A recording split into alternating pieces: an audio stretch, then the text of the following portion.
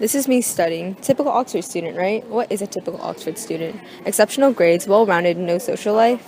When people think of Oxford, those are the factors that they think about. The thought of unsuccessful kids don't come to mind because all the parents that send their kids to a school that was once number one in California think that their kids will not fail once they go to Oxford.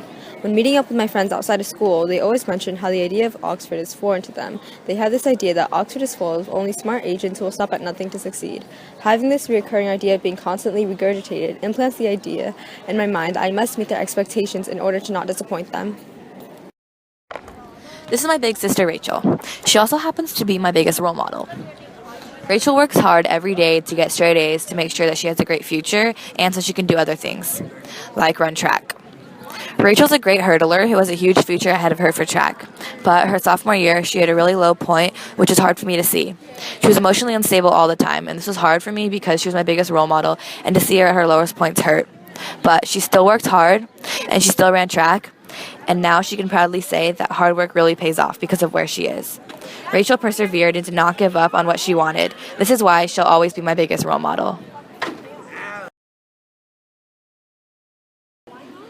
Hi guys, the lady you see sitting there is my mom.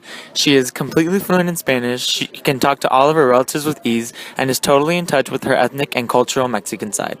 I, on the other hand, am not. This is a problem I've struggled with for almost my entire life. Not being secure and comfortable with my culture has kept me from appreciating a lot of what it means to be a part of a loving group of people.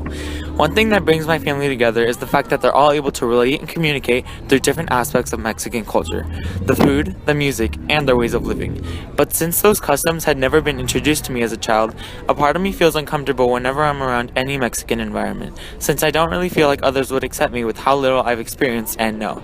Wherever I go, I feel like a bad Mexican.